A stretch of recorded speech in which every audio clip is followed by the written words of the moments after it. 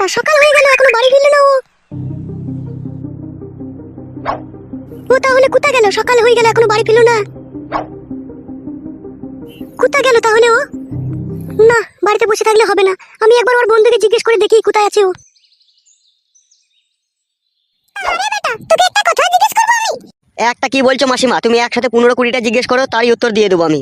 তা বেটা, তুই বউ থাকতেও বৌমা থাকতেও তুই বিয়ে করলি, এই ব্যাপারে বৌমা কিছু রাগ গুসা করবে না? আরে বাদ দাও তো মাসি তোমার বউ মায়ের কথা। ও পাঁটি বিশাল বৈদ্য, ও পাঁটিকে কি আমি এমনি এমনি ছেড়ে একে বিয়ে করলাম? অনেক দুঃখে কষ্ট পেরে আমি এই বিয়েটা করলাম। কেন রে বাবা, বৌমায়ের সাথে তোর কি ঝগড়া অশান্তি হতো নাকি?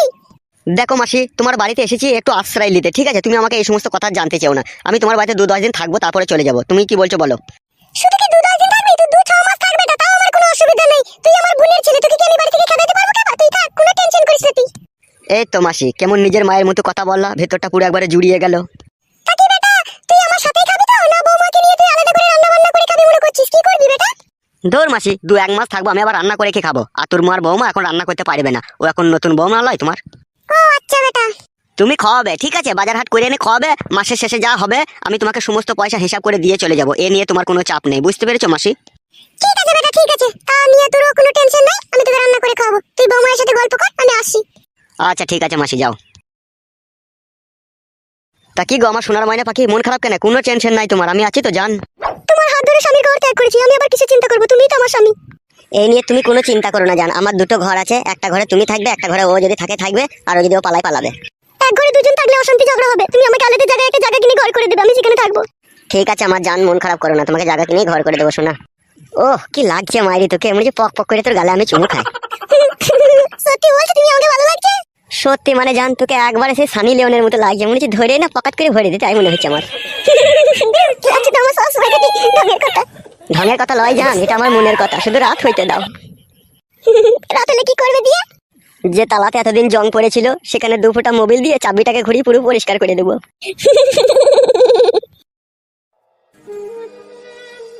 পচা ভাই, ও পচা ভাই। কে গো? এই আমি ভাই, ফুটোর বউ, একটা কথা শুনো ভাই। আসছি আসছি বৌদি, দাঁড়াও চাটা খেয়ে নি।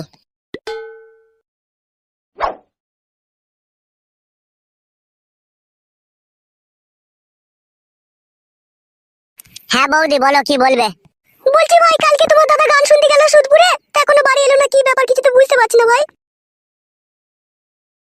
কি ভাবছো পচা ভাই? বৌদি আমি ভাবছি কালকে রাত্রিরে তো কই সুদপুরে কোনো গান হয়নি। সুদপুরে একটা আমার বন্ধু আছে, ওর সাথে তো কালকে অনেকক্ষণ থেকে কথা হলো। গান হলে তো আমাকে ও ফোন করে বলতো যে আমাদের গ্রামে গান হচ্ছে। গান তো হয়নি বৌদি সুদপুরে। কি গো গিন্নি, কালকে সুদপুরের আমার ওই বেকা বন্ধুটা ফোন করেছিল না রাত্রে? হ্যাঁ ফোন করেছিলে তো, অনেকক্ষণ থেকে কথা বললে তো তুমি ওর সাথে। বৌদি কালকে সুদপুরে কোনো গান হয়নি, ও তোমার স্বামীর মনে নিশ্চয়ই কোনো কুমতলব আছে। কি কুমতলব থাকবে ভাই, আমি তো কিছুই বুঝতে পারছি না। একটা সত্যি কথা বলবো বৌদি, তুমি যদি কিছু মনে না করো। বলো ভাই, কি বলবে বলো। তোমার স্বামীর সাথে আমার একটা অন্তরঙ্গ বন্ধুত্বের ভাব ছিল, ঠিক আছে? তা সেই ভাব ভালোবাসাটা আজকে সপ্তাহখানেক থেকে নাই বৌদি। কেন ভাই, কি হয়েছিল? বৌদি এখন আমি হুট করে বলে দেবো ঠিক কথা, কিন্তু পরে যদি সেই ঘটনার সাথে না ম্যাচ খাই তাহলে তো পরে তুমি আবার আমাকে খারাপ ভাববে না? না না, তুমি বলো ভাই, তুমি নির্ভয়ে বলো, আমি কোনোদিন কাউকে খারাপ ভাবিওনি আর ভাববো না। তুমি আমার ভাইয়ের মতো হও, তাই তোমার কাছে জানতে এসেছি। বলো ভাই, কি হয়েছে বলো। তোমার স্বামীর সাথে একটা মেয়ের বেশ কিছুদিন থেকে মিটিং মিক্সিং চলছিল। সেটা আবার কি ভাই, মিটিং মিক্সিং মানে? সেটাও বুঝো না বৌদি? না ভাই, আমি এসব কিছু বুঝতে পারছি না, একটু বুঝিয়ে বলো ভাই, কি হয়েছে একটু বলো ভাই। তাহলে শোনো বৌদি, শোনো বৌদি, তোমার স্বামীর সাথে আমার ঝগড়া হওয়ার মেন কারণ হচ্ছে তোমার স্বামী একটা মেয়েকে ভালোবাসে। কোন মেয়েটাকে ভাই, কাকে ভালোবাসে ভাই ও? শোনো বৌদি আমার কথাটা, তুমি মন খারাপ করো না, আমার কথাটাকে ভালো করে শোনো। বলো ভাই, আমার বলো, আমি আর মন খারাপ করে কি করবো? বলো ভাই, কি হয়েছে বলো। ভাটপাড়ার একটা মেয়ের সাথে তোমার স্বামীর ভালোবাসার সম্পর্ক ছিল। সেই সম্পর্ক আস্তে আস্তে অনেক গভীরে চলে যায়। একদিন তোমার স্বামী বুনের ভিতরে বসে বসে মদ খাচ্ছিল, আর আমি সেই সময় তার কাছে গিয়ে পৌঁছাই। আমি তাকে জিজ্ঞেস করি, কি রে তোর মন মেজাজ খারাপ, এখানে তুই বসে আছিস? ও তখন আমাকে সমস্ত কথা বলে। তখন আমি ওকে বারণ করি যে দেখ ভাই, এই সমস্ত কাজ করিস না, নিজের বউকে ফাঁকি দিয়ে পর মেয়ের সাথে কোনো সম্পর্ক করিস না, তোর সাথে অশান্তি ঝগড়া পরে হইতে পারে। তাই নাকি ভাই, তুমি বারণ করেছিলে ওকে? শুধু বারণ করেছি কি গো বৌদি, ওর সাথে আমার হাতাহাতি শুধু হয়ে গেত আর একটুর জন্য। আমি ওকে বারবার বলছি, দেখ অন্য কোনো মেয়ের ফাঁসে পড়িস না, তোর জীবনটা বেকার হয়ে যাবে। এখন আমি বুঝতে পারছি ও আমার কানে জিনিস বিক্রি করে কি করেছে ও। বৌদি তোমার কানে জিনিস বিক্রি করে দিয়েছে মানে? হ্যাঁ ভাই, আমার কানে জিনিস দুটো মায়ের বাড়িতে ছিল, আমাকে ছাগল কেনার নাম করে ওখান থেকে জিনিস জিনিস দুটো নিয়ে আশা করাইলো। জিনিস দুটো নিয়ে এসে আমি ওর হাতে দিলাম। ও বললো কালকে ছাগল কিনে আনবো। তা আমি ওকে বললাম যাগো তুমি ছাগল কিনে আনলে না। ও বললো ছাগলের নিউমোনিয়া নাকি হয়েছে, 2 দিন পরে ছাগল দিবে বললো। এই বলে ভাই আমার সাথে কি যে কি করলো আমি তো কিছু বুঝলাম না। রাতের বেলায় ও আমাকে বললো আমি গান শুনতে গেছি ভাই। তা সেই যে গান শুনতে গেল এখনো বাড়ি এলো না ভাই। আমি কি করবো এখন কিছু বুঝতে পারছি না ভাই। তা হ্যাঁ ভাই, কোন মেয়েটাকে নিয়ে গেছে, কোন পাড়ার মেয়েকে নিয়ে গেছে, সেসব খবর কি জানো ভাই তুমি? মেয়েটাকে আমি চিনি বৌদি, মেয়েটার স্বামীকেও আমি চিনি। কে ভাই একটু বলো তো ভাই, কে সেই মেয়ে? ওর স্বামীটা বয়স্ক করে, ওর স্বামীর নাম হচ্ছে দিলীপ। আর ওর বউটা তোমার মতনই ওইরকমই ইয়াং বয়সের মেয়ে, বয়স বেশি হবে না, ওই 25-26 বছর এরকম বয়স হবে। তাহলে তুমি দেখো ভাই, আমার স্বামী আমার সাথে কিরকম বিশ্বাসঘাতকতা করে আমার সংসার ভেঙে দিয়ে পর মেয়েকে নিয়ে বাড়ি ছেড়ে চলে গেল। এখন আমার কি যে হবে ভাই? তোমার আবার কি হবে বৌদি? তুমি তো কোনো অন্যায় করনি, তুমি তো কোনো পাপ করনি। যে পাপ করেছে, যে অন্যায় করেছে, সে সাজা ভুগবে। মাথার উপরে ভগবান আছে, এমনি এমনি হয়ে যাবে নাকি? সব জিনিসের একটা সাজা থাকে, সাজা তো সে পাবেই, সে যদি এরকম অন্যায় কাজ করে থাকে। তাহলে এখন আমি কি করব ভাই বলো? কেঁদো না বৌদি, কেঁদো না। আমি যা বলছি এখন শুনো।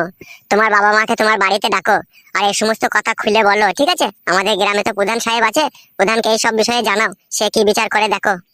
ঠিকই বলেছো ভাই তুমি। আমার বাবা মাকে আমি বাড়ি গিয়ে ফোন করছি, তাদেরকে এই সমস্ত কথা বলছি। বলো বৌদি, তোমার বাবা মাকে গিয়ে বলো, তুমি মন খারাপ করো না, আমিও দেখছি, ঠিক আছে? এই ব্যাপারটা নিয়ে আমি কি কদর করতে পারি। বেশ ভাই বেশ, একটু উপকার করো ভাই, নাহলে আমার সংসারটা পুরো একবারে বানের জলে ভেসে যাবে ভাই। ওখানে আমার জীবন শেষ হয়ে যাবে ভাই। একটু উপকার করো, আমার স্বামীকে যেমন করি হোক ফিরিয়ে নিয়ে আসার চেষ্টা করো ভাই। চোখের জলে আর বুক ভাসিও না বৌদি। তোমার স্বামী যদি তোমার হয়ে থাকে, সে নিশ্চয়ই তোমার কাছে ফিরে আসবে। তুমি একদম মন খারাপ করো না, তুমি বাড়ি যাও, তোমার মা বাবাকে ডাকো, আর এই সমস্ত কথা বলো। আমি দেখছি আমি কি করতে পারি। ঠিক আছে ভাই, ঠিক আছে, আমি বাড়ি যাচ্ছি। ও মা গো, আমার কি সর্বনাশ হইল রে মা। ও মাই আমার নাই চাই একটাই ভাতার রে। ভাতা তুই কেন এ কাজ করলি ভাতার রে? ও ভাতা তোকে আমি সব কিছু খুলে খালে দিয়েও তোর মন ফেলাম না রে। ও ভাতার ও ভাতার, ও ভাতার তোকে খেজুরের গুড়ের পিঠি করিয়ে তোকে কোলে মাথা দিয়ে শুয়ে শুয়ে খাওয়ালাম ভাতার রে। ও ভাতার তবুও তুই আমার ভালোবাসা বুঝতে পারলি না ভাতার রে। ও ভাতার আমার, ও ভাতার মায়ের দিয়া কানের জিনিস তোর হাতে দিয়ে দিলাম তোকে ভালোবেসে বিশ্বাস করে রে ভাতার আমার। ও ভাতার তোকে আমি কি দিনি বল? প্রতিদিন রাতে তোকে সব কিছু উজাড় করে দিয়েও তোর মন পেলাম না রে ভাতার আমার। ভাতার আমি তোকে ছাড়া থাকবো কি করে রে ভাতার? ও ভাতার তুই যাওয়ার আগে একবার আমার কাছে শুয়ে গেলি না রে ভাতার। ভাতার আমার কি কাজ করে দিল গো? হ্যাঁ গো, তুমি এসব কথা ওকে বললে কেন গো? হ্যাঁ বড়া, আমার কি দোষ রে বড়া? যেটা সত্যি কথা সেটাই তো আমি বলেছি, এটা আবার আমার দোষ কি আছে? তবুও তোমার সামনে সামনে বলা উচিত হয়নি। দেখেছো মেয়েটা কত দুঃখ কষ্ট পেলো? পাবে তো বটেই দুঃখ কষ্ট, ও যে ওর স্বামীকে ভালোবাসে তোর মতো লেকে, তাই স্বামীকে তো গাল দিস।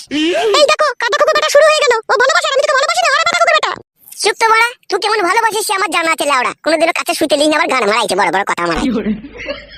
কাদা কুকুর বেটা, এই কাদা কুকুর বেটা তুই কাছে শুতেলি না? কাদা কুকুর বেটা দেখবি বা হাতে করে করে ঝাপটা চড় মারবে কুনি। শুধু ঝাপটা চর কি, তুই যাবো তুই সব কিছু করতে পারবি, তোমাকে মেরে পাকে পুঁতে দিতেও পারবি। চুপ বে কেলা চুদা, বাজারের ব্যাগটা লিখে আদি বাজার নিয়ে যা। বেশি কেলামো মারাইছি কেলা চুদা আমার। লিয়ানো ব্যাগটা ঘরে থেকে, সকালবেলা উঠে আবার গাল দিচ্ছে। লিয়ানো যাও। কাদা কুকুর বেটা সব সময় লোকের কথাই থাকবে কাদা কুকুর বেটা। কি যে পাপ করেছিলাম কাদা, তা ভগবান জানে। না হলে এরকম দার্জাল বউ কি আমার কপালে জুটে কাদা? বলেন কি?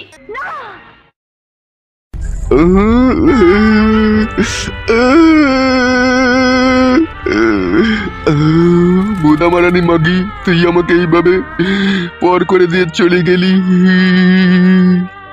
খান কি বোদামারানি মহিলা, তোর জন্য 10 কেজি ওজনের দুধের গাই কিনলাম, 10 কেজি করে দুধ দিবে, তুই খাবি, তাও তোমাকে ছেড়ে চলে গেলি।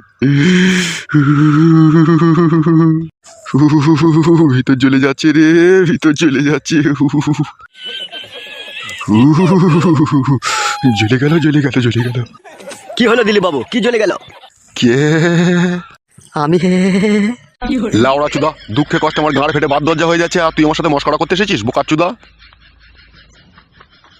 হবে দিলীপ বাবু, তোরে বড় বয়সে কিসের এত দুঃখ কষ্ট হবে?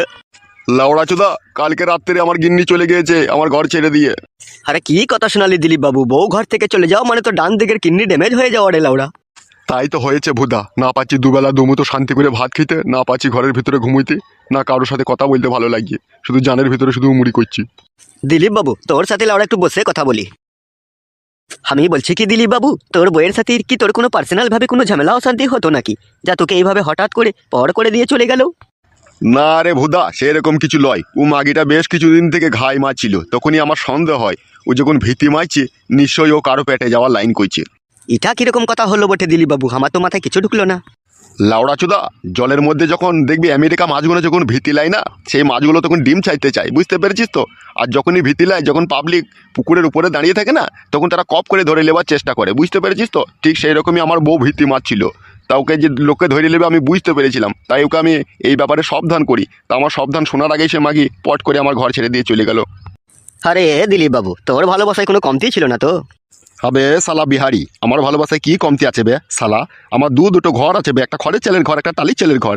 শালা আমার বাড়িতে ম্যাক্স গাড়ি লাগানো আছে বে, একটা গাই গরু আছে বে 12 কেজি করে দুধ দেয়। শালা আমার 3.5 বিঘি জমি আছে বে, 6 কাঠা ভুঁয়ে মুনু লাগানো আছে বে, 3 কাঠা ভুঁয়ে পেঁয়াজ আছে বে, বুকা চুদা।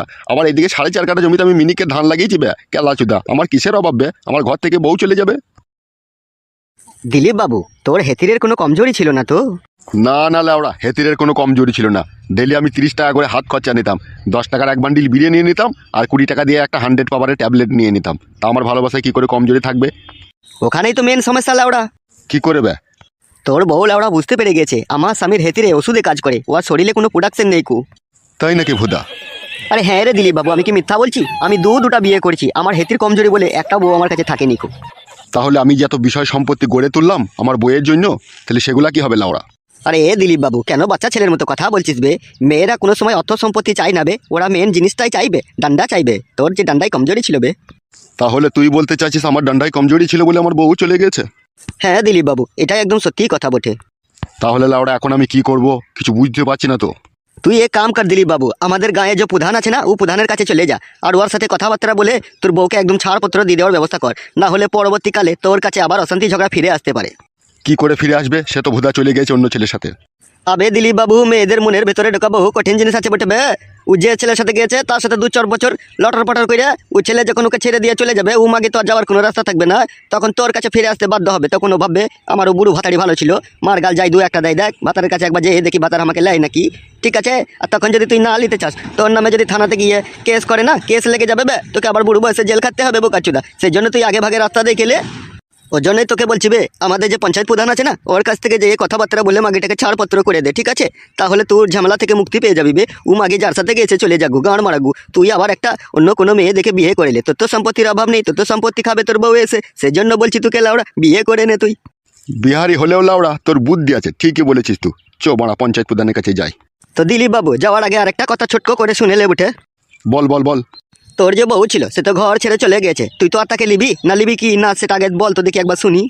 না, ও ফেদা মারানিকে আমি আর নেবো না। ও ফেদা মারানি যখন চলিয়ে গেছে, ও ফেদা খেয়ে জাগবো, আমি আর ওকে নেবো না। এ তো দিলীপ বাবু বাপের বেটার মতো কথা বলে দিলি। এবার পঞ্চায়েত প্রধানের কাছে গিয়ে কাগজ কলম করে ওকে একটু রাস্তা ক্লিয়ার করে দে, যাতে ভবিষ্যতে তোর কাছে এসে যাতে আর কোনো চাঙ্গল ডুবাতে নাই পারবে। ঠিকই বলেছিস বাড়া, তাহলে যাই লাই। হ্যাঁ হ্যাঁ, তুই আর দেরি করিস না, পঞ্চায়েত প্রধানকে সমস্ত কথা খুলে বল, ঠিক আছে? তারপরে পঞ্চায়েত প্রধান কি বলে একবার দেখে নে। তাহলে দিলীপ বাবু তুই আর দেরি করিস না, তুই চলে যা লাউড়া।